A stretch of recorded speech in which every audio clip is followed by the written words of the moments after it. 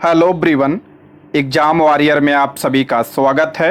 दोस्तों, BPSC TRE 4 को ध्यान में रखते हुए आज से हम लोग जीके जीएस का प्रैक्टिस सेट शुरू कर रहे हैं। आज की इस वीडियो में प्रैक्टिस सेट नंबर 1 के प्रश्नों को देखेंगे।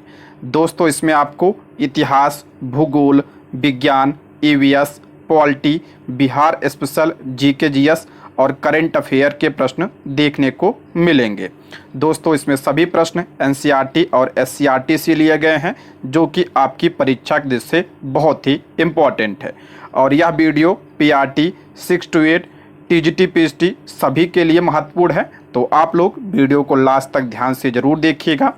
और अगर आप इसका पीडीएफ चाहते हैं तो ज्वाइन कीजिए हमारे टेलीग्राम चैनल को, जिसका लिंक आपको डिस्क्रिप्शन बॉक्स या कमेंट बॉक्स में मिल जाएगा। तो चलिए शुरू करते हैं। आज का पहला प्रश्न है, भारतीय राष्ट्रीय कांग्रेस की स्थापना के समय भारत का वायसराय कौन था? इंपॉर्टेंट है। भारतीय राष्ट्रीय कांग्रेस की स्थापना के समय भारत का वायसराय कौन था? तो ऑप्शन बी, लॉर्ड डफरिन उस समय वायसराय था। ऑप्शन बी इसका करेक्ट आंसर हो जाएगा। बात करते हैं भारतीय राष्ट्रीय कांग्रेस की। भारतीय राष्ट्रीय कांग्रेस की स्थापना कब हुई थी? तो 1885 में भारतीय राष्ट्रीय कांग्रेस की स्थापना हुई थी। किसने किया था? तो ए.ओ. ह्यूम के द्वारा इसकी स्थापना की गई थी। इसकी पहली बैठक कब हुई थी? तो इसकी पहली बैठक 28 दिसंबर 1885। इंपॉर्टेंट है, कांग्रेस की पहली बैठक 28 दिसंबर 1885 को हुई थी। कहाँ पे हुई थी? तो बॉम्बे में गोकुलदास तेजपाल संस्कृत कॉलेज के एक हॉल में कांग्रेस की पहली बैठक हुई थी। और पहली बैठक के अध्यक्ष कौन थे? तो डब्ल्यू.सी. बनर्जी। कांग्रेस के पहले अध्यक्ष कौन थे? तो डब्ल्यू.सी. बनर्जी कांग्रेस के पहले अध्यक्ष थे। पहले महासचिव कौन थे? तो A.O.. Hume. A.O.. Hume Congress के पहले महासचिव थे। अच्छा, पहली बैठक में कितने लोगों ने भाग लिया था? तो पहली बैठक में 72 प्रतिनिधियों ने भाग लिया था। कांग्रेस की स्थापना के समय वायसराय कौन था? तो लॉर्ड डफरिन उस समय वायसराय था। कांग्रेस के बारे में यह किसने कहा था कि यह एक बहुत सूक्ष्म भाग यानी अल्पसंख्यक का प्रतिनिधित्व करता है? यह किसने कहा था? तो ये लॉर्ड डफरिन ने कहा था। यह प्रश्न पूछा गया है, टीआरई 1 में पूछा गया था। यह प्रश्न इंपॉर्टेंट है, इसको भी आप लोग ध्यान रखिएगा। ठीक है, रिवीजन कर लेते हैं। कांग्रेस की स्थापना 1885 में किसने किया था? ए.ओ. ह्यूम ने इसकी स्थापना की थी। पहली बैठक 28 दिसंबर 1885 को बॉम्बे में हुई थी। पहले अध्यक्ष कौन थे? डब्ल्यू.सी. बनर्जी। पहले महासचिव कौन थे? ए.ओ. ह्यूम पहले महासचिव थे। कितने लोगों ने भाग लिया था पहली बैठक में? तो 72 प्रतिनिधियों ने इसमें भाग लिया था। और उस समय वायसराय कौन था? तो लॉर्ड डफरिन उस समय वायसराय था। ठीक है, नेक्स्ट बढ़ते हैं। भारत में अंग्रेजों के समय में प्रथम जनगणना कब हुई थी? इंपॉर्टेंट है, भारत में अंग्रेजों के समय में प्रथम जनगणना कब हुई थी? किसके समय में? तो ऑप्शन सी, लॉर्ड मेयो के कार्यकाल में भारत में पहली बार जनगणना हुई थी। ऑप्शन सी इसका करेक्ट आंसर हो जाएगा। भारत में पहली जनगणना कब हुई थी? 1872 में। ये ध्यान रखिएगा, इंपॉर्टेंट है। भारत में पहली जनगणना 1872 में हुई थी। किसके समय में? तो लॉर्ड मेयो के कार्यकाल में पहली बार जनगणना हुई थी। भारत में नियमित रूप से जनगणना की शुरुआत कब हुई थी? 1881। इंपॉर्टेंट है, देखिए अगर पूछा जाए कि भारत में पहली बार जनगणना कब हुई थी तो 1872 में, मेयो के कार्यकाल में। लेकिन अगर पूछा जाए कि भारत में नियमित रूप या वैज्ञानिक तरीके से पहली बार जनगणना कब हुई थी तो 1881 में। ठीक है, और किसके समय में? तो लॉर्ड रिपन के समय में। इंपॉर्टेंट है, इसको भी ध्यान रखिएगा। उसके बाद स्वतंत्र भारत में पहली बार जनगणना कब हुई? तो 1951 में। 1951 में स्वतंत्र भारत में पहली जनगणना हुई। भारत की 15वीं जनगणना और स्वतंत्र भारत की 7वीं जनगणना कौन सी थी? तो 2011 की जनगणना थी। पूछा जाता है जो 2011 की जनगणना थी, 21 नंबर की जनगणना थी, तो ये 15वीं जनगणना थी। लेकिन अगर पूछा जाए कि स्वतंत्र भारत की कौन सी जनगणना थी, ये तो 7वीं जनगणना थी। ठीक है, और इसका नारा क्या था? तो हमारी जनगणना हमारा भविष्य, इसका नारा था। और 2011 के जनगणना आयुक्त कौन थे? तो सी चंद्रमौली। सी चंद्रमौली 2011 की जनगणना के क्या थे? जनगणना आयुक्त थे। इसको भी आप लोग ध्यान रखिएगा। तो कई सारे प्रश्न यहां से बनते हैं। ठीक है, नेक्स्ट बढ़ते हैं। अभिनव भारत का गठन डैश ने किया था। इंपॉर्टेंट प्रश्न है, टीआरई 3 में यह प्रश्न पूछा जा चुका है। अभिनव भारत का गठन किसने किया था? तो ऑप्शन बी इसका राइट आंसर हो जाएगा। बी डी सावरकर ने अभिनव भारत का गठन किया था। ऑप्शन बी इसका करेक्ट आंसर हो जाएगा। अभिनव भारत का गठन हुआ कब था? तो 1904 में इसकी स्थापना हुई थी। इंपॉर्टेंट है, ध्यान रखिएगा। कहाँ पे इसकी स्थापना हुई थी? तो नासिक, महाराष्ट्र में। इसके संस्थापक कौन थे? तो B D Savarkar. B D Savarkar यानी विनायक दामोदर सावरकर द्वारा 1899 में स्थापित मित्र मेला ही वर्ष 1904 में एक गुप्त सभा अभिनव भारत में परिवर्तित हो गई। अगर पूछा जाए कि मित्र मेला का गठन कब हुआ था, तो 1899 में इसका गठन हुआ था और यही बाद में 1904 में एक गुप्त सभा अभिनव भारत में परिवर्तित हो गई। अभिनव भारत, ध्यान रखिएगा, ये क्रांतिकारी संगठन था। ठीक है, नेक्स्ट बढ़ते हैं। 1905 के कांग्रेस के अधिवेशन की अध्यक्षता किसने की थी? 1905 के कांग्रेस के अधिवेशन की अध्यक्षता किसने किया था? तो ऑप्शन सी गोपाल कृष्ण गोखले ने 1905 के कांग्रेस अधिवेशन की अध्यक्षता की थी। ऑप्शन सी गोपाल कृष्ण गोखले के बारे में देखते हैं। 1905 में भारतीय राष्ट्रीय कांग्रेस के बनारस सत्र के अध्यक्ष थे। 1905 में जो कांग्रेस का अधिवेशन हुआ था, कहाँ पे हुआ था? तो बनारस में इसका अधिवेशन हुआ था और इसके अध्यक्ष कौन थे? तो गोपाल कृष्ण गोखले ने इसकी अध्यक्षता की थी। 1905 में सर्वेंट ऑफ इंडियन सोसाइटी यानी भारत सेवक समाज की स्थापना किसने किया था? तो गोपाल कृष्ण गोखले ने इसकी स्थापना की थी। टीआरई 1 में यह प्रश्न पूछा जा चुका है, तो ध्यान रखिएगा। भारत सेवक समाज यानी सर्वेंट ऑफ इंडियन सोसाइटी की स्थापना कब हुई थी? 1905 में। किसने किया था? गोपाल कृष्ण गोखले ने इसकी स्थापना की थी। गोपाल कृष्ण गोखले के राजनीतिक गुरु कौन थे? तो M G Ranade. M G Ranade Gopal Krishna Gokhale के राजनीतिक गुरु थे। महात्मा गांधी के राजनीतिक गुरु कौन थे? तो गोपाल कृष्ण गोखले। महात्मा गांधी जी के राजनीतिक गुरु कौन थे? गोपाल कृष्ण गोखले। ये टीआरई 3 में प्रश्न पूछा जा चुका है, इंपॉर्टेंट है। बाल गंगाधर तिलक ने गोखले को भारत का हीरा कहा था। ये भी इंपॉर्टेंट है।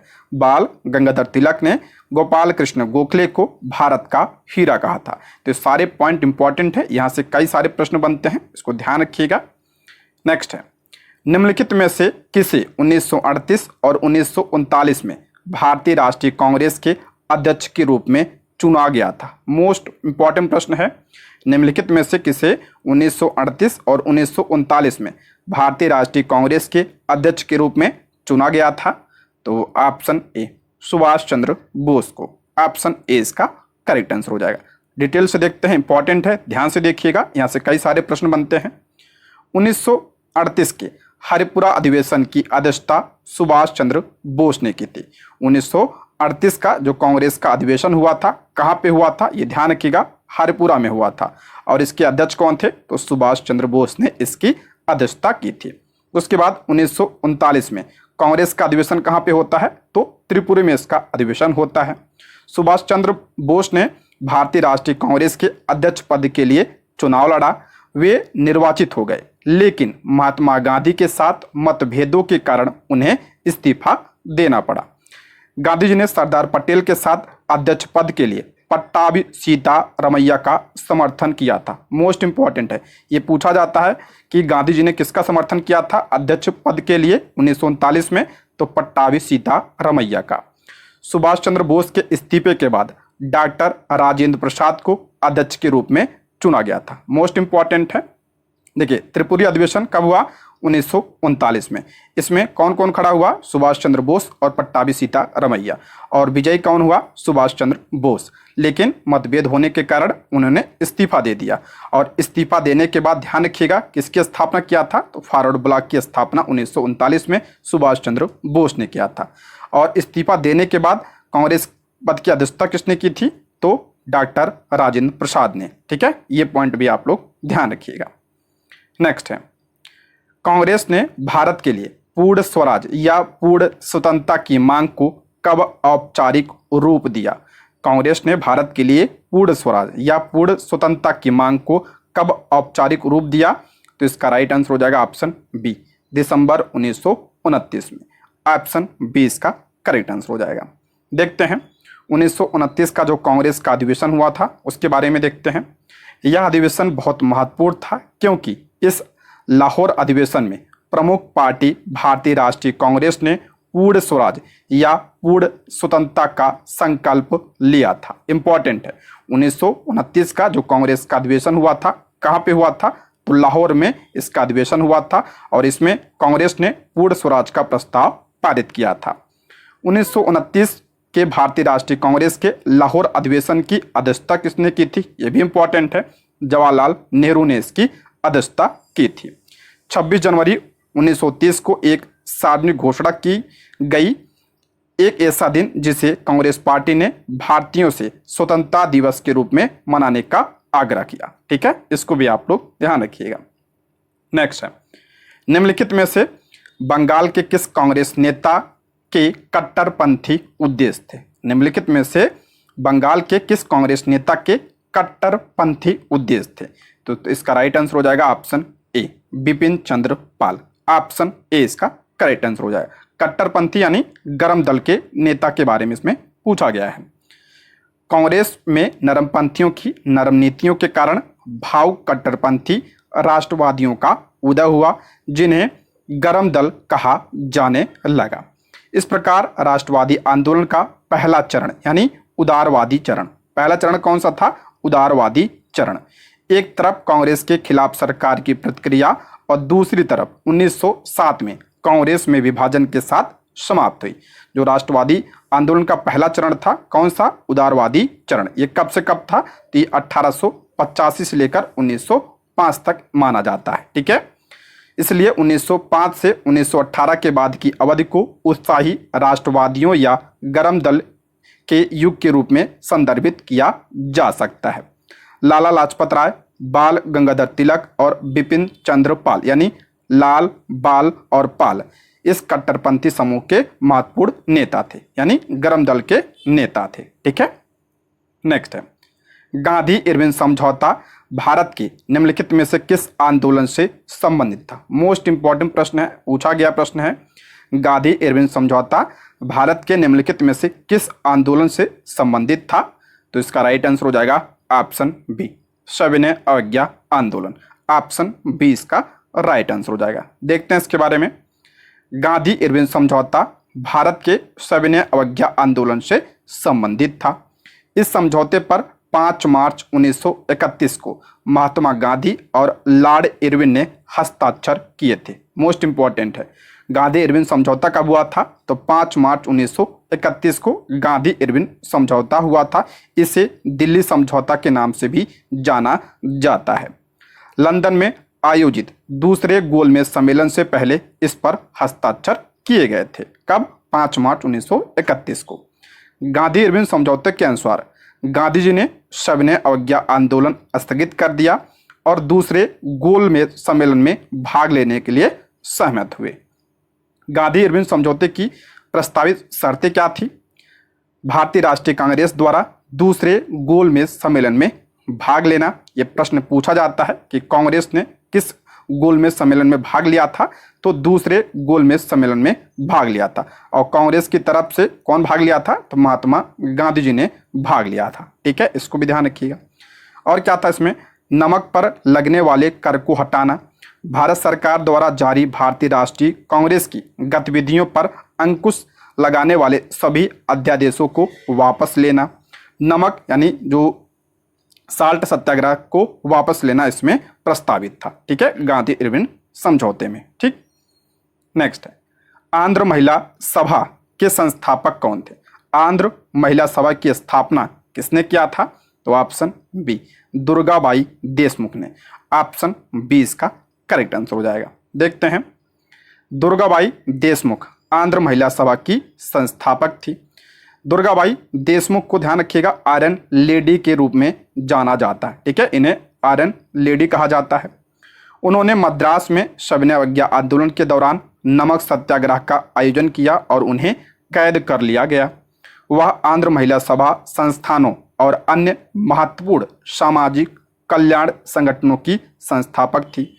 उन्होंने दो अन्य प्रमुख राष्ट्रवादियों A.K. प्रकाशम और देशोधर का नागेश्वर राव की मदद से मद्रास में आंदोलन शुरू किया। उन्होंने आंध्र महिला यानी दुर्गाबाई देशमुख ने आंध्र महिला नामक एक पत्रिका का भी संपादन किया और महिलाओं को उन पर लगाए गए अर्थहीन सामाजिक बाधाओं के खिलाफ विद्रोह करने के लिए प्रेरित किया। दुर्गाबाई देशमुख संविधान सभा की भी सदस्य थी। समाज को उनकी सेवा के लिए स्वतंत्रता के बाद उन्हें ताम्रपत्र और पाल हाफमैन पुरस्कार से भी सम्मानित किया गया। ठीक है, इसको भी ध्यान रखिए। अगला प्रश्न है, भारतीय राष्ट्रीय कांग्रेस की पहली महिला अध्यक्ष कौन थी? मोस्ट इंपॉर्टेंट प्रश्न है। भारतीय राष्ट्रीय कांग्रेस की पहली महिला अध्यक्ष कौन थी? तो ऑप्शन सी, एनी बेसेंट भारतीय राष्ट्रीय कांग्रेस की पहली महिला अध्यक्ष थी। ऑप्शन सी इसका करेक्ट आंसर हो जाएगा। उन्होंने 1917 के कलकत्ता अधिवेशन की अध्यक्षता की थी और ऐसा करने वाली ये कांग्रेस की पहली महिला अध्यक्ष थी। इंपॉर्टेंट है, ध्यान रखिएगा। ठीक है, 1917 कलकत्ता अधिवेशन की अध्यक्षता किसने किया था? तो एनी बेसेंट ने किया था। वह भारतीय राष्ट्रीय कांग्रेस की प्रमुख सदस्य थी। उन्होंने 1916 में होम रूल लीग की स्थापना की थी। इसको भी आप लोग ध्यान रखिएगा। वह पहली बार 1893 में भारत आई और भारतीय राष्ट्रीय आंदोलन में शामिल हो गई। यहीं पे हम लोग सरोजिनी नायडू के बारे में भी देख लेते हैं। सरोजिनी नायडू भारतीय राष्ट्रीय कांग्रेस की पहली भारतीय महिला अध्यक्ष थी। देखिए, अगर पूछा जाए कि कांग्रेस की पहली महिला अध्यक्ष कौन थी, तो एनी बेसेंट कांग्रेस की पहली महिला अध्यक्ष थी। और पहली भारतीय महिला पूछा जाए तो सरोजिनी नायडू भारतीय राष्ट्रीय कांग्रेस की पहली भारतीय महिला अध्यक्ष थी। सरोजिनी नायडू ने 1925 में कानपुर अधिवेशन की अध्यक्षता की थी। ठीक है, 1925 कानपुर अधिवेशन की अध्यक्षता किसने किया था? तो सरोजिनी नायडू ने किया था और ये पहली भारतीय महिला अध्यक्ष थी। उन्हें कविता लेखन के क्षेत्र में योगदान के लिए नाइटिंगेल ऑफ इंडिया का खिताब दिया गया था। उन्हें भारत कोकिला भी कहा जाता है। वह भारत के प्रभुत्व में गवर्नर का पद संभालने वाली पहली महिला है। ध्यान रखिएगा, सरोजिनी नायडू पहली क्या थी? राज्यपाल थी और ये 1947 में संयुक्त प्रांत की राज्यपाल बनी थी। इसको भी आप लोग ध्यान रखिएगा। नेक्स्ट है, बंगाल में द्वैध शासन प्रणाली की शुरुआत किसने की थी? इंपॉर्टेंट है। बंगाल में द्वैध शासन प्रणाली की शुरुआत किसने किया था? तो इसका करेक्ट आंसर हो जाएगा ऑप्शन ए, रॉबर्ट क्लाइव ने। ऑप्शन ए इसका करेक्ट आंसर हो जाएगा। रॉबर्ट क्लाइव 1757 से 1760 के दौरान और पुनः 1765 से 1767 के दौरान बंगाल का गवर्नर था। ध्यान रखिएगा, बंगाल का पहला गवर्नर कौन था? तो रॉबर्ट क्लाइव था। इसको भी ध्यान रखिएगा। उसने 1757 यानी क्लाइव ने 1757 में प्लासी में सिराजुद्दौला के खिलाफ कंपनी की सेना का नेतृत्व किया था। प्लासी का युद्ध कब हुआ था? तो 1757 में प्लासी का युद्ध हुआ था और अंग्रेजी सेना का नेतृत्व किसने किया था? तो रॉबर्ट क्लाइव ने किया था। भारत में द्वैध शासन प्रणाली की शुरुआत किसने किया था? तो रॉबर्ट क्लाइव ने इसकी शुरुआत की थी। कब किया था? ये सन भी ध्यान रखिएगा। 1765 में द्वैध शासन प्रणाली की शुरुआत हुई थी बंगाल में। ठीक है, और 1772 में वारेन हेस्टिंग द्वारा शासन की दोहरी प्रणाली यानी द्वैध शासन को समाप्त कर दिया गया था। 1765 में किसने शुरू किया था द्वैध शासन प्रणाली को? तो रॉबर्ट क्लाइव ने। और 1772 में इसे समाप्त किसने किया? तो वारेन हेस्टिंग ने इसे समाप्त किया था। रॉबर्ट क्लाइव को ब्रिटिश भारत का बाबर कहा जाता है। इसको भी ध्यान रखिएगा, रॉबर्ट क्लाइव को ब्रिटिश भारत का बाबर कहा जाता है। ठीक, नेक्स्ट है, महात्मा गांधी ने नमक सत्याग्रह कहां से शुरू किया था? इंपॉर्टेंट पूछा गया है, सभी को पता होगा। महात्मा गांधी ने नमक सत्याग्रह यानी दांडी मार्च कहां से शुरू किया था? तो साबरमती से। ऑप्शन बी इसका करेक्ट आंसर हो जाएगा, साबरमती। नमक यात्रा या दांडी यात्रा 12 मार्च 1930 को गांधी जी ने साबरमती आश्रम से शुरू किया था। कब? 12 मार्च 1930 को। कहां से? साबरमती आश्रम से। और कब तक चला था ये? तो 6 अप्रैल 1930 तक यह चला था। ठीक है, 12 मार्च 1930 से 6 अप्रैल 1930 तक। उन्होंने 24 दिनों में 240 मील की दूरी तय की। इंपॉर्टेंट है, अब की बार टीआरई 3 में यह प्रश्न पूछा गया था। ठीक है, कितने दिनों की यात्रा थी? 24 दिनों की। और कितने मील की यात्रा तय की थी? तो 240 मील की यात्रा तय की थी। गांधी जी ने समुद्री जल से नमक बनाकर नमक कानून का उल्लंघन किया। इसे नमक सत्याग्रह या सविनय अवज्ञा आंदोलन के रूप में भी जाना जाता है। सविनय अवज्ञा आंदोलन के शुभारंभ के दौरान लॉर्ड इरविन भारत का क्या था? वायसराय था। ये पॉइंट भी आप लोग ध्यान रखिएगा। उस समय वायसराय कौन था? तो लॉर्ड इरविन उस समय वायसराय था। सरोजिनी नायडू उन नेताओं में शामिल थी जो दांडी यात्रा के दौरान महात्मा गांधी के साथ थी। इसने अमेरिकी कार्यकर्ताओं मार्टिन लूथर किंग, जेम्स वेबेल और अन्य को काफी प्रभावित किया। किसने? दांडी मार्च ने।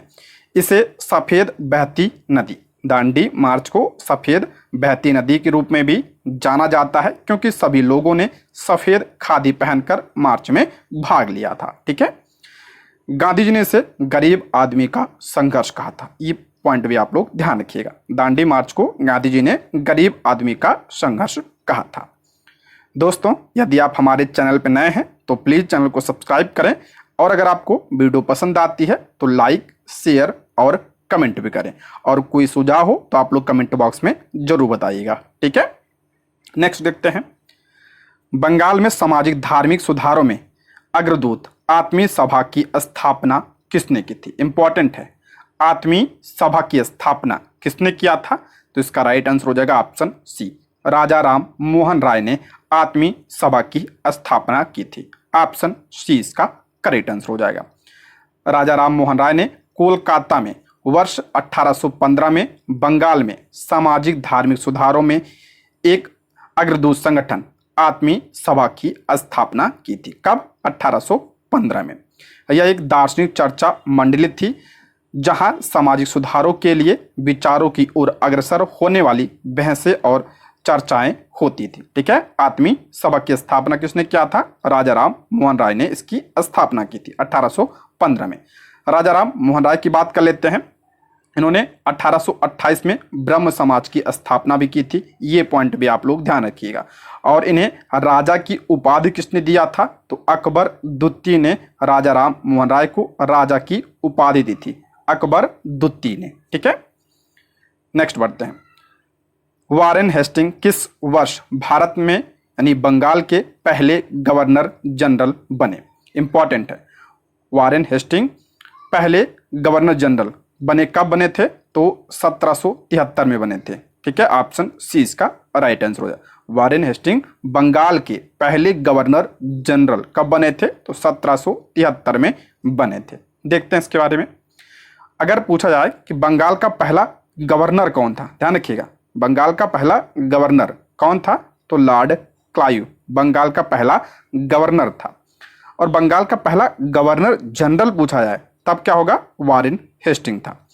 रेगुलेटिंग एक्ट 1773 के पारित होने के बाद जो बंगाल का गवर्नर पद था उसका नाम बदलकर क्या कर दिया गया? बंगाल का गवर्नर जनरल कर दिया गया। और पहला गवर्नर जनरल कौन था बंगाल का? तो वारेन हेस्टिंग था। ठीक है, उसके बाद भारत का पहला गवर्नर जनरल, देखिए ये दोनों तो बंगाल का हो गया। अगर पूछा जाए कि भारत का पहला गवर्नर जनरल कौन था? तो लॉर्ड विलियम बेंटिक भारत का पहला गवर्नर जनरल था।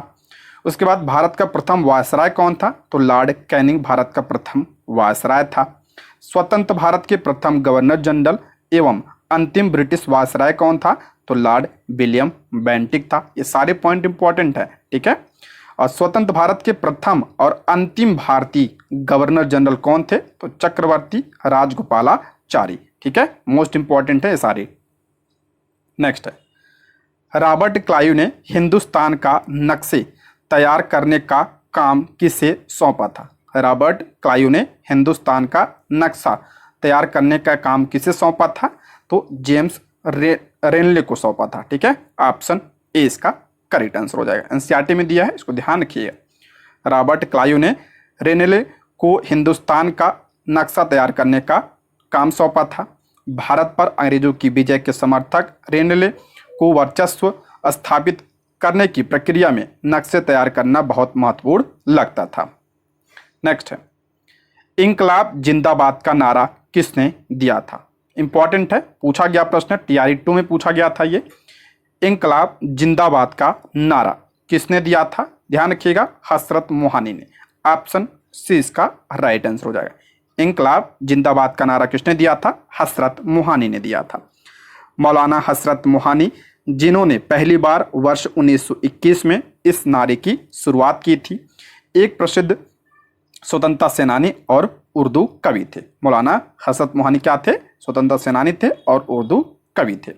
भारत में स्वतंत्रता आंदोलन के दौरान क्रांतिकारियों का क्रांतिकारी नारा था इंकलाब जिंदाबाद, या हिंदुस्तान सोशलिस्ट रिपब्लिक एसोसिएशन यानी HSRA का आधिकारिक नारा भी था। 1929 में केंद्रीय विधान परिषद में बम फेंकते समय भगत सिंह और BK दत्त द्वारा इंकलाब जिंदाबाद का नारा लगाया गया था। ये सारे पॉइंट ध्यान रखिएगा, ठीक है। नेक्स्ट है, भारतीय क्रांति की जननी के रूप में किसे जाना जाता है? इंपॉर्टेंट है, पूछा गया प्रश्न है। भारतीय क्रांति की जननी किसे कहा जाता है? तो ऑप्शन ए, मैडम भीकाजी कामा को भारतीय क्रांति की जननी कहा जाता है। ऑप्शन ए इसका राइट आंसर हो जाएगा। मैडम भीकाजी कामा को भारतीय क्रांति की जननी कहा जाता है। 22 अगस्त 1907, ये डेट ध्यान रखिएगा, 22 अगस्त 1907 को जर्मनी के स्टुटगार्ड में मैडम भीकाजी कामा विदेशी धरती पर भारतीय ध्वज फहराने वाली पहली व्यक्ति बनी। मोस्ट इंपॉर्टेंट है, पूछा जाता है ये, विदेशी धरती पर भारतीय ध्वज सर्वप्रथम किसने फहराया था? तो मैडम भीकाजी कामा ने फहराया था। कब? 1907। कहाँ पे? तो जर्मनी के स्टुटगार्ड में। नेक्स्ट है, लाइफ डिवाइन पुस्तक के लेखक कौन थे? लाइफ डिवाइन पुस्तक के लेखक कौन थे? तो इसका राइट आंसर हो जाएगा ऑप्शन ए, अरविंद घोष की पुस्तक है ये लाइफ डिवाइन। ये भी पूछा गया है तो ध्यान रखिएगा। नेक्स्ट, ऋग्वेद में सबसे अधिक उल्लेखित देवता हैं। ऋग्वेद में सबसे अधिक बार किसका उल्लेख किया गया है? तो इंद्र देवता का। ऑप्शन ए इसका करेक्ट आंसर हो जाएगा, इंद्र। वैदिक युग के धर्म में इंद्र सबसे महत्वपूर्ण देवताओं में से एक थे। वह देवताओं का राजा है, साथ ही तूफानों और युद्ध के देवता भी हैं। इंद्र को विशेष रूप से ऋग्वेद में उल्लेखित किया जाता है, जिसमें उनके लिए विशेष रूप से समर्पित 250 से अधिक श्लोक यानी सूक्त हैं, जो कि किसी भी अन्य देवता की तुलना में सबसे अधिक है। ठीक है, ये ध्यान रखिएगा। अगर ऋग्वेद की बात करते हैं, सबसे पुराना वेद है, इसमें कितने मंडल हैं? इसमें 10 मंडल हैं, इसको भी ध्यान रखिएगा आप लोग। नेक्स्ट है, 7वीं सदी के बड़े भूस्वामी और योद्धा सरदार को उस समय के राजा किस रूप में मान्यता देते थे? 7वीं सदी के जो बड़े भूस्वामी और योद्धा सरदार होते थे, उन्हें उस समय के राजा किस रूप में मान्यता देते थे? उन्हें उस समय सामंत कहा जाता था। ठीक है, ऑप्शन सी सामंत। देखते हैं, सामंत 7वीं शताब्दी में मौजूदा राजाओं द्वारा भारतीय उपमहाद्वीप के विभिन्न क्षेत्रों में बड़े जमींदारों या योद्धा प्रमुखों को दिया गया एक नाम था। सामंतों से राजाओं के लिए निम्नलिखित कार्य करने की आशा की जाती थी: उनके लिए उपहार लाना, उनके दरबार में उपस्थित होना और उन्हें सैन्य सहायता प्रदान करना। ये सब सामंतों के क्या थे? कार्य थे। नेक्स्ट, भारत में मानव का सर्वप्रथम साक्ष्य कहाँ मिलता है? इंपॉर्टेंट है, भारत में मानव का सर्वप्रथम साक्ष्य कहाँ पे मिलता है? ये तो ये मिलता है आपका नर्मदा घाटी में। ऑप्शन सी नर्मदा घाटी। देखते हैं, भारत में मानव का सर्वप्रथम साक्ष्य मध्य प्रदेश के पश्चिमी नर्मदा क्षेत्र में अवस्थित हथनौरा होशंगाबाद नामक पुरा स्थल से प्राप्त हुआ। कहाँ से? तो आपका हथनौरा से। इंपॉर्टेंट है, नाम ध्यान रखिएगा। इसकी खोज पुरातत्वविद अरुण सोनकिया द्वारा 5 दिसंबर 1982 में किया गया था। ठीक है, इसकी खोज कब की गई थी? तो 1982 में इसकी खोज की गई थी। किसने किया था? अरुण सोनकिया ने किया था। इनका नाम भी ध्यान रखिएगा। नेक्स्ट है, राजा हर्षवर्धन ने अपने भाई डैश की मृत्यु के बाद थानेश्वर और कन्नौज के सिंहासन पर प्रभुत्व स्थापित किया। राजा हर्षवर्धन के भाई कौन थे? तो राज्यवर्धन थे। ठीक है, ऑप्शन सी राज्यवर्धन। अगर हम बात करते हैं वर्धन वंश की, वर्धन वंश का पहला शासक कौन था? तो प्रभाकर वर्धन। प्रभाकर वर्धन वर्धन वंश का पहला शासक था। और वर्धन वंश की राजधानी क्या थी पहले? तो थानेश्वर पहले क्या थी? राजधानी थी। वर्धन वंश को ध्यान रखिएगा पुष्यभूत वंश के नाम से भी जाना जाता है। 605 में प्रभाकर वर्धन की मृत्यु हो गई। उसके बाद राजा कौन बना? तो उसके बाद राजा आपका राज्यवर्धन बना। जो राज्यवर्धन थे इनके भाई का नाम क्या था? तो हर्षवर्धन। बाद में राज्यवर्धन की भी मृत्यु हो जाती है और उसके बाद जो है राजा कौन बनता है? तो हर्षवर्धन बनते हैं। ठीक है, और हर्षवर्धन के समय में वर्धन की राजधानी क्या थी वर्धन वंश की? तो कन्नौज थी। इसको भी आप लोग ध्यान रखिएगा। ठीक है, नेक्स्ट है, निम्नलिखित विद्वानों में से कौन मिथिला के कर्नाट वंश के शासक राम सिंह देव के दरबार में आया था? निम्नलिखित विद्वानों में से कौन मिथिला के कर्नाट वंश के शासक राम सिंह देव के दरबार में आया था? तो कौन आया था? तो धर्म स्वामी आया था। ऑप्शन 20 का राइट आंसर हो जाएगा धर्म स्वामी। देखते हैं, धर्म स्वामी या धर्म स्वामी एक तिब्बती विद्वान और तीर्थ यात्री थे। ठीक है, जिन्होंने 1234 और 1236 के बीच भारत की यात्रा की थी। उन्होंने 1234 में तिरहुत का दौरा किया था।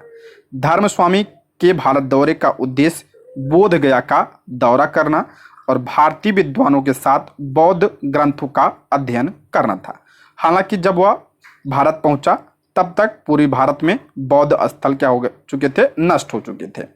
धर्मस्वामी ने मिथिला के कर्नाट राजवंश के दरबार का भी दौरा किया।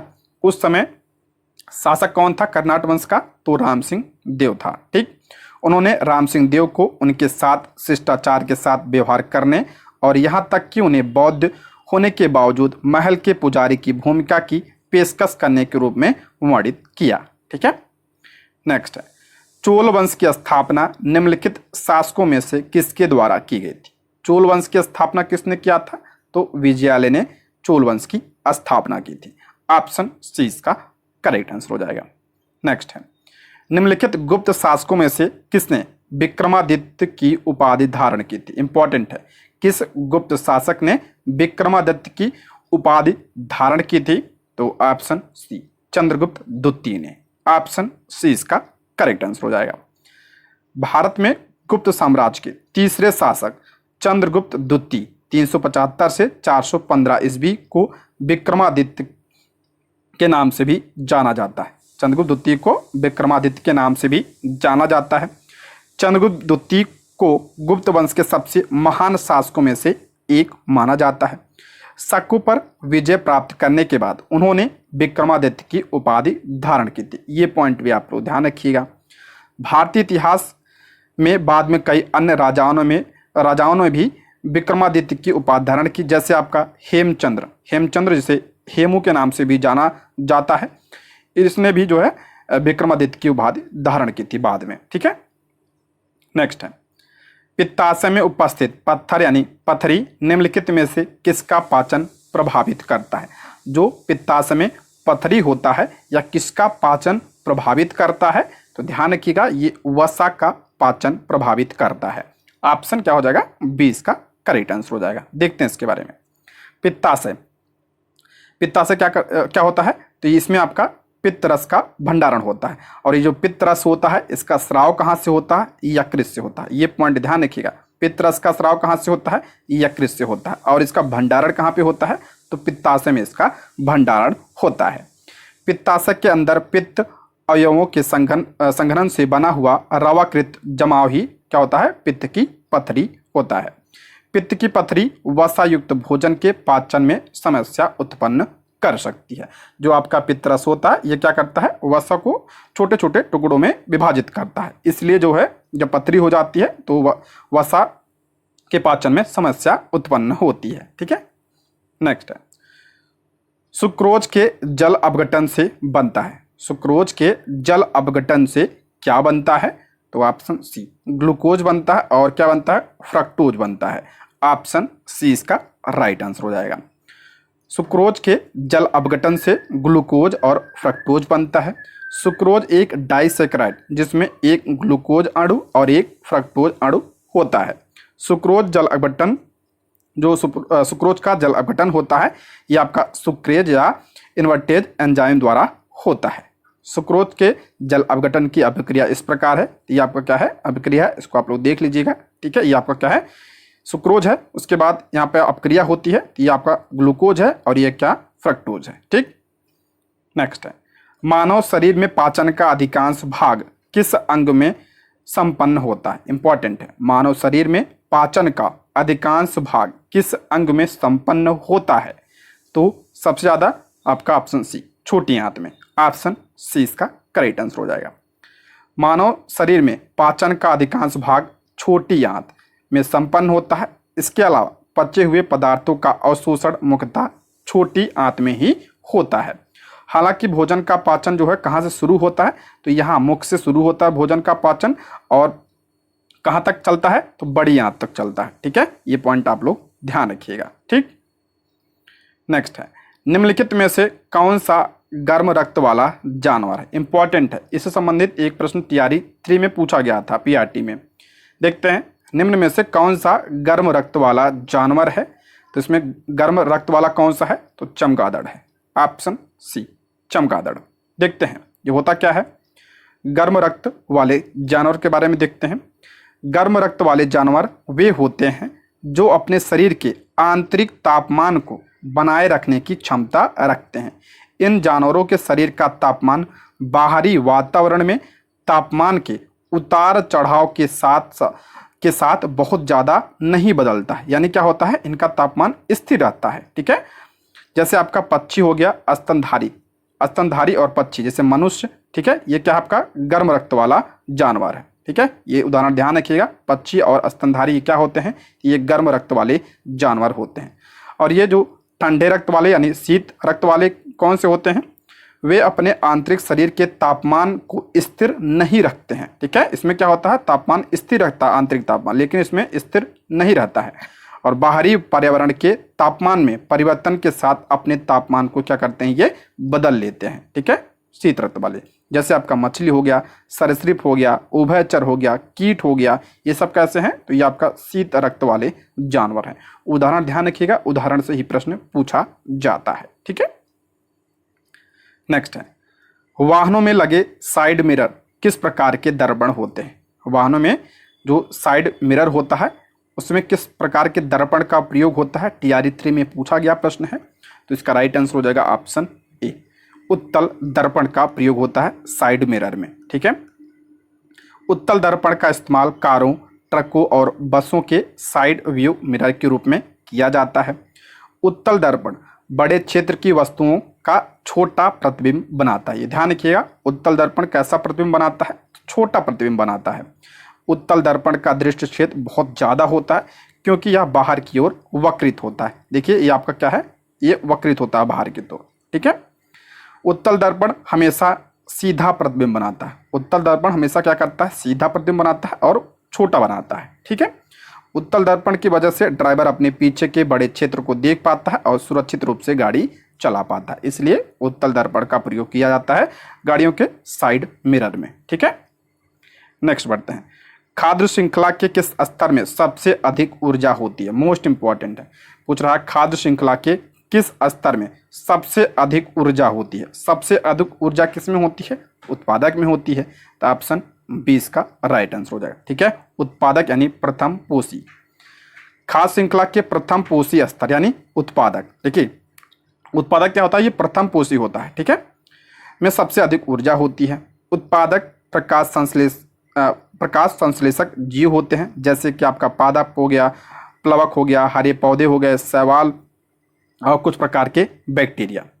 ये जीव सूर्य से ऊर्जा लेते हैं और उसे कार्बनिक शर्करा में बदल देते हैं। उन्हें ऑटोट्रॉप्स यानी स्वपोषी कहा जाता है। ऑटो का मतलब होता है स्वयं और ट्रॉप का मतलब होता है भोजन, यानी जो अपना भोजन स्वयं बनाता है उन्हें क्या कहा जाता है, उन्हें स्वपोषी कहा जाता है। ठीक है, हालांकि इस स्तर से कुल ऊर्जा का सिर्फ 10% ही अगले स्तर तक जाता है। बाकी ऊर्जा उत्पादक का इस्तेमाल करते हैं या फिर गर्मी के रूप में पर्यावरण में चली जाती है। सबसे ज़्यादा ऊर्जा किसमें होती है? तो उत्पादक में सबसे ज़्यादा ऊर्जा होती है। देखिए ये आपका क्या हो गया? उत्पादक हो गया, उसके बाद प्राथमिक उपभोक्ता, उसके बाद द्वितीयक, उसके बाद आपका तृतीयक उपभोक्ता, उसके बाद आपका चतुर्थ उपभोक्ता होता है। जो उत्पादक होता है ये ध्यान रखिएगा, ये प्रथम पोषी स्तर होता है, ये जरूर ध्यान रखिएगा, ठीक है। ये प्रथम पोषी स्तर होता है और सबसे ज़्यादा ऊर्जा यहाँ पे होती है, ठीक है। सबसे ज़्यादा ऊर्जा यहीं पे होती है। जैसे यहाँ पे क्या होता है, मान लीजिए 100% ऊर्जा है, उसके बाद इसमें उसके ऊपर कितना जाएगा? 10% जाएगा, ठीक है। 10, उसके बाद कितना जाएगा? इसका 10%, उसके बाद इसका 10% जाएगा। तो इसे क्या कहा जाता है? इसे ऊर्जा का 10% का नियम भी कहा जाता है। और सबसे कम ऊर्जा ऊपर होगा, सबसे जो ऊपर होगा सबसे, ठीक है। और सबसे ज़्यादा यहाँ पे उत्पादक के पास सबसे ज़्यादा ऊर्जा होगी और सबसे कम जो शीर्ष पे होगा वो होता है, ठीक है। वहाँ पे होता है सबसे कम ऊर्जा, ठीक। किसी भी पारिस्थितिक तंत्र में ऊर्जा का पिरामिड डैश होता है। ऊर्जा का पिरामिड अभी मैंने बताया कि आपका क्या होता है? हमेशा सीधा होता है। ऑप्शन ए। देखिए मान लीजिए यहाँ पे आपका क्या है? प्राथमिक उपभोक्ता है, सॉरी उत्पादक है, उसके पास कितना है? 100% है। उसके ऊपर कितना जाएगा? 100 का आपका 10% जाएगा, फिर उसके बाद 10 का आपका 10% जाएगा। तो यहाँ पे जाते जाते क्या होता है? ऊर्जा कम हो जाता है। तो पिरामिड कैसे बनता है? कुछ इस प्रकार का पिरामिड आपका बनता है, यानी यहाँ पे ज़्यादा होता है और ऊपर जाते जाते कम हो जाता है। तो ये कैसा पिरामिड हुआ? तो सीधा पिरामिड हुआ, ठीक है। ये हमेशा क्या होता है? ध्यान रखिएगा, ये ऊर्जा का पिरामिड जो होता है हमेशा सीधा बनता है, ये पॉइंट ध्यान रखिएगा। ऊर्जा का पिरामिड हमेशा सीधा होता है क्योंकि ऊर्जा का प्रवाह उत्पादक से उपभोक्ता स्तर तक एक दिशी होता है। और जो ऊर्जा का प्रवाह होता है पहले उत्पादक से आपका इधर जाता है तो क्या होता है? एक दिशा में होता है, ठीक है। ये एक दिशी भी होता है। ऊर्जा की मात्रा उत्पादकों में क्या होती है? अधिकतम होती है, अभी बताया। ऊर्जा खाद्य श्रृंखला के प्रत्येक पोषी स्तर पर कम होती जाती है, यानी सबसे ज़्यादा उत्पादक के पास, उस जैसे जैसे ऊपर जाएंगे वैसे वैसे क्या होता है? कम होता जाता है ऊर्जा, ठीक है। क्योंकि ऊर्जा का एक भाग ऊष्मा के रूप में नष्ट हो जाता है और विभिन्न गतिविधियों में उपयोग के लिए ऊर्जा का प्रमुख भाग श्वसन के दौरान मुक्त होता है। पिछले पोषी स्तर की ऊर्जा का केवल 10% अगले पोषी स्तर को प्राप्त होता है, जैसा कि लिंडमैन के 10% नियम में प्रस्तावित है। इसे जो है किसने दिया था? लिंडमैन ने दिया था। इसे 10% का नियम भी कहा जाता है। TRD 1 में पूछा गया था, ये पॉइंट भी आप लोग ध्यान रखिएगा।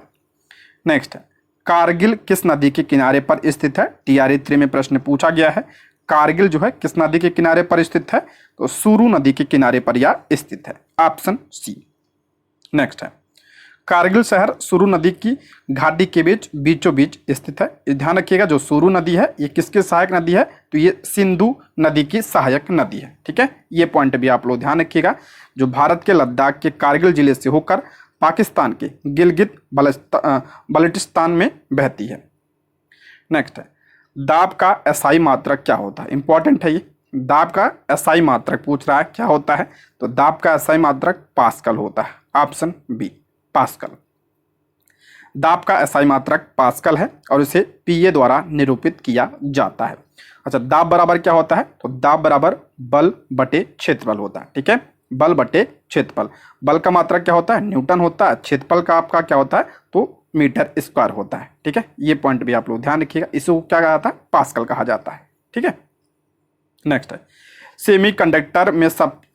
सेमीकंडक्टर में उसके प्रयोग के आधार पर उपयुक्त अशुद्धियां किसके लिए मिलाई जाती हैं? सेमीकंडक्टर में उसके उपयोग के आधार पर जो अशुद्धियां मिलाई जाती हैं किस लिए मिलाई जाती हैं? तो ऑप्शन ए, उसकी विद्युत चालकता बढ़ाने के लिए। ऑप्शन ए इसका करेक्ट आंसर हो जाएगा।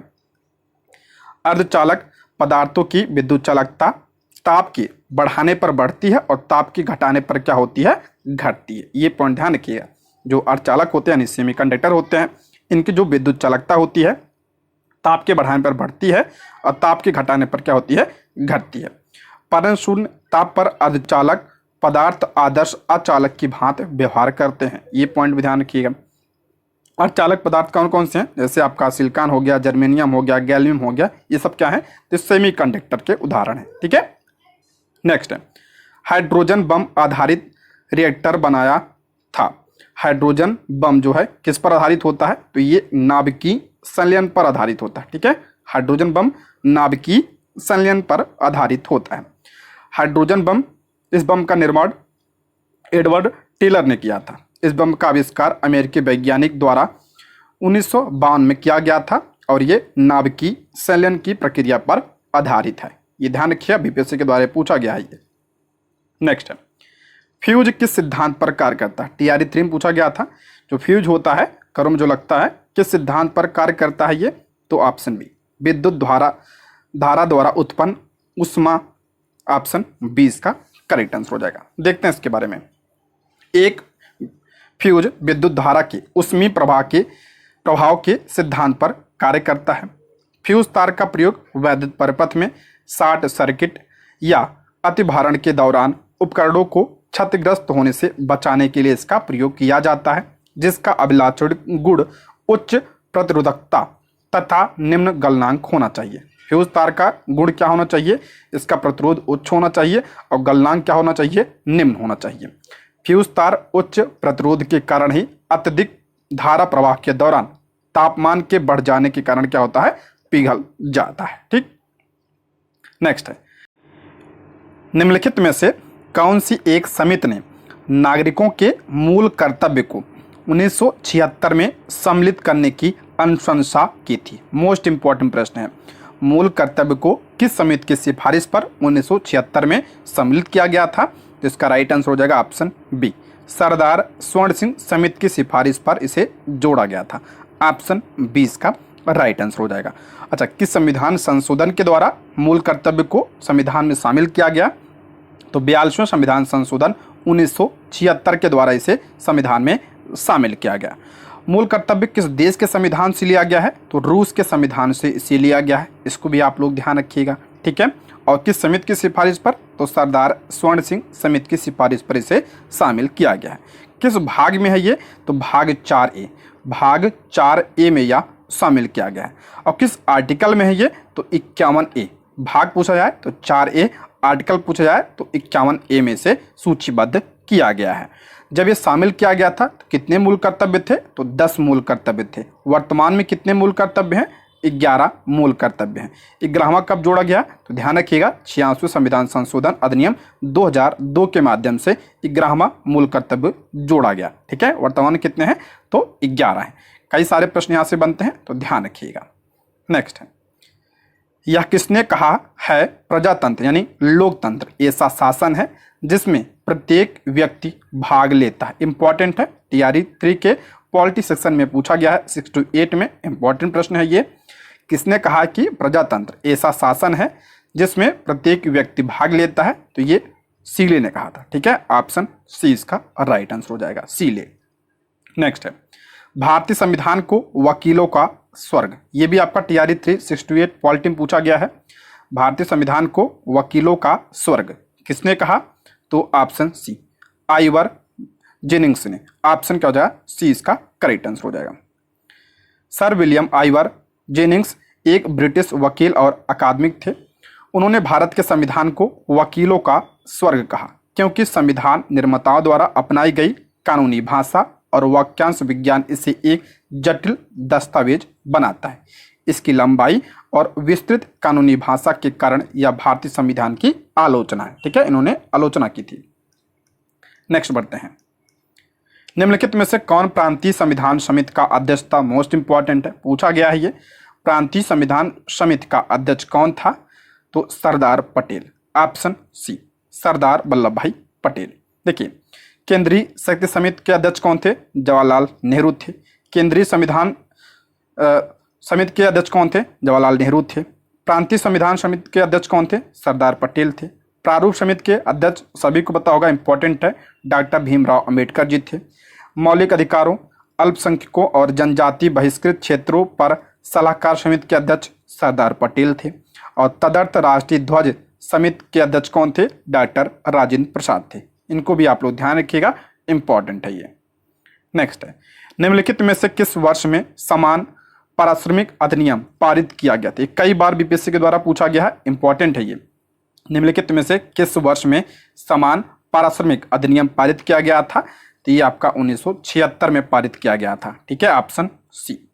नेक्स्ट, कौन से शहर स्वर्णिम चतुर्भुज राजमार्ग से जुड़े हैं? स्वर्णिम चतुर्भुज राजमार्ग से कौन से शहर जुड़े हैं? ये प्रश्न आपका टीआरई 3 ज्योग्राफी में पूछा गया था। तो इसका राइट आंसर हो जाएगा ऑप्शन बी, दिल्ली, मुंबई, चेन्नई और कोलकाता। ऑप्शन बी इसका करेक्ट आंसर हो जाएगा। 1999 में तत्कालीन प्रधानमंत्री अटल बिहारी वाजपेयी ने स्वर्णिम चतुर्भुज राजमार्ग परियोजना की आधारशिला रखी।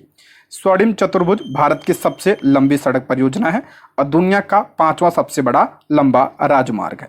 यह 4 प्रमुख शहरों दिल्ली, मुंबई, चेन्नई और कोलकाता को जोड़ता है। यह आपका दिल्ली, ठीक है, दिल्ली को जोड़ता है, फिर मुंबई को जोड़ता है, इधर आपका चेन्नई, कोलकाता को जोड़ता है, इसलिए इसे स्वर्णिम चतुर्भुज योजना कहा जाता है। ठीक है, चतुर्भुज बनता है इसलिए।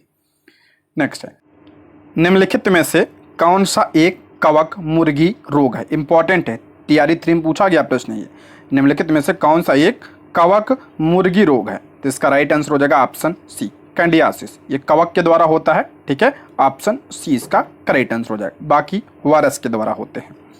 नेक्स्ट है, भारत में राशन प्रणाली का आरंभ बंगाल के अकाल के दौरान डैश से शुरू हुआ। मोस्ट इंपॉर्टेंट है, पूछा गया है ये। भारत में राशन प्रणाली का आरंभ बंगाल के अकाल के दौरान डैश से शुरू हुआ। तो ऑप्शन ए, 1940 के दशक। ऑप्शन ए, देखते हैं इसके बारे में। भारत में राशन व्यवस्था 1940 के दशक में बंगाल अकाल के दौरान शुरू हुई। भारत में राशन व्यवस्था द्वितीय विश्व युद्ध के दौरान अंग्रेजों द्वारा शुरू की गई थी। भारत में राशन प्रणाली की शुरुआत ने भारत में खाद्य सुरक्षा के उच्च स्तर को प्राप्त करने में मदद की। राशन प्रणाली ने देश के चेहरे से अकाल के खतरे को पूरी तरह से समाप्त कर दिया। हालांकि द्वितीय विश्व युद्ध के बाद राशन प्रणाली को समाप्त कर दिया गया। आज़ादी के बाद पहली पंचवर्षीय योजना के साथ सार्वजनिक वितरण प्रणाली को फिर से शुरू किया, यानी राशन प्रणाली को पहली पंचवर्षीय योजना के दौरान फिर से शुरू किया गया। नेक्स्ट है, कब लक्षद्वीप, मिनिकॉय तथा एमीन द्वीप का नाम बदलकर लक्षद्वीप रखा गया? ये आपका टीआरई 3 ज्योग्राफी में पूछा गया प्रश्न है, इंपॉर्टेंट है। कब लक्षद्वीप, मिनिकॉय तथा एमीन द्वीप का नाम बदलकर लक्षद्वीप रखा गया? तो 1973 में। Option A, 1973। लक्षद्वीप का नामकरण संभवतः संस्कृत या मलयालम भाषा से हुआ है, जिसका अर्थ होता है 1 लाख द्वीप। 1 नवंबर 1973 से पहले इस क्षेत्र को लक्षद्वीप, मिनिकॉय, अमीनी द्वीप के नाम से जाना जाता था। नेक्स्ट है, पहला सीमेंट संयंत्र कहाँ स्थापित किया गया था? इंपॉर्टेंट है। पहला सीमेंट संयंत्र कहाँ स्थापित किया गया था? तो चेन्नई में पहला सीमेंट संयंत्र स्थापित किया गया था। Option C. भारत में पहला सीमेंट संयंत्र 1904 में चेन्नई, तमिलनाडु में स्थापित किया गया था। ये पूछा गया प्रश्न है टीआरई 3 में, ध्यान रखिएगा। ठीक है, 1904 में कहाँ पे? चेन्नई में। मद्रास में साउथ इंडिया इंडस्ट्री लिमिटेड ने पोर्टलैंड सीमेंट बनाने की पहल की। प्रयास असफल साबित हुआ और इसके तुरंत बाद इसे रोक दिया गया। ध्यान रखिएगा, बाद में 1914 में गुजरात के पोरबंदर में एक कार्यरत सीमेंट कारखाना स्थापित किया गया। ठीक है, नेक्स्ट है, संयुक्त राष्ट्र में भारत के नए राजदूत के रूप में किसे नियुक्त किया गया है? संयुक्त राष्ट्र में भारत के नए राजदूत के रूप में किसे नियुक्त किया गया है? तो पी हरीश को नियुक्त किया गया है। Option A, P Harish. Next, हाल ही में भारत में कितने रामसर साइट की घोषणा की गई है? मोस्ट इंपॉर्टेंट है। हाल ही में भारत में कितने रामसर साइट की घोषणा की गई है? तो वर्तमान में 3। ऑप्शन क्या हो जाएगा? ए इसका करेक्ट आंसर। 3 नहीं।